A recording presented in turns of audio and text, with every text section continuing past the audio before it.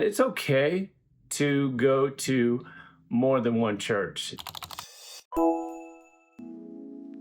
Hey there, Mike Baltazar here. Super excited to have you aboard with the Mike Baltazar Experiment. How many of us know that life is like an experiment? And I'm super excited to share with you some of the stuff that's gone on during my experiment. That way you can take notes and not make the same mistakes, or implement some of the hacks, some of the wins that I've had into your recipe for success. And so, as many of you know, I started a series called the 12 Things That I Valued Most about what I learned this year, and the stuff I would love to share with people. That way they could take it into their new year, or if it's mid-year, just pivot and maybe adopt a couple of things. The third thing is, and I've talked to so many people about it, it's a really cool conversation piece, is that it's okay to go to more than one church. Now, a lot of you know that in 2017, 2018, I was traveling the US, literally sold my home in Tucson, Arizona, bought a Class A RV, hit the road with my family, and was literally wandering all around North America. And in the process of that, still went to church on most Sundays. And of course, because you're wandering around, you just go to the nearest church that looks halfway decent on paper or on the internet, right? And so just had that habit of just visiting all these really cool, amazing churches throughout the United States. And so when we stopped traveling and we planted roots, back in Tucson, that was in 2019, went back to the church that we had been attending for 10 plus years. And then 2020 hits, and guess what? There was a pandemic, everyone's on house arrest. And so, we're doing online church, right?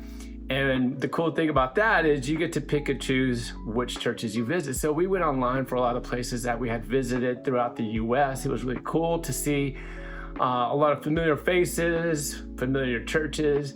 And of course, we had our favorites along the way as well. And so it was a phenomenal experience. And then in 2021, relocated from Tucson to the Phoenix area, Southeast Phoenix, in Gilbert, Arizona. And I mean, when you're in a big city like this, good churches, great churches, they're all over the place. So it's really cool to visit a lot of churches while trying to find the one. And in the process, I couldn't find one.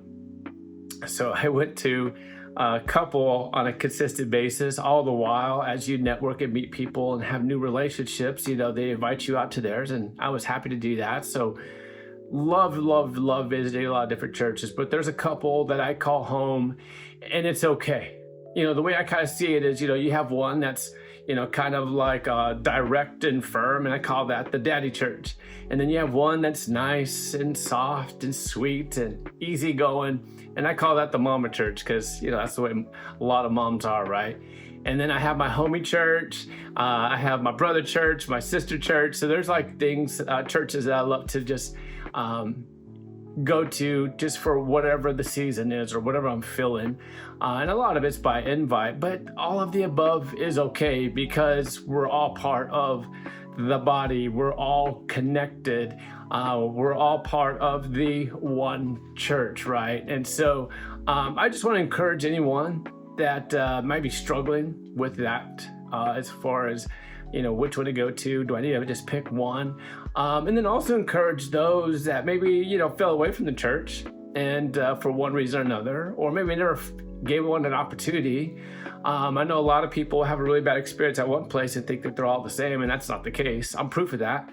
I go to at least 3 different churches on a regular basis.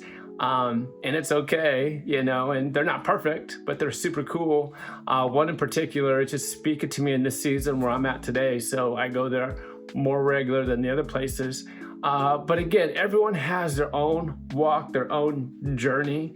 As many of you know, I've been training for several different big runs over the course of this year. And I trained a lot different than a lot of the professionals out there. And I promise you this, my times weren't as good as a lot of people. I've been doing it for a long time. But at no point in the process did that discourage me from running my race. And so I just want to encourage you to run yours.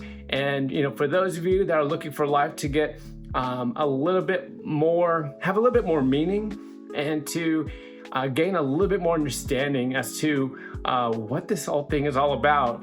My faith has shed a lot of light in that space. And so for those of you that are super successful, yet feeling really empty at the end of the day, maybe you have all these great relationships, but they just, dissolve because something's missing. If you don't have that faith underlying it all, that's pretty common. So with that said, thank you so much for staying tuned. Get ready for episode number 4 to come out. The fourth thing I would love to share that was most impactful that I learned this year and I'm taking into the next. Thank you so much and have a fantastic day.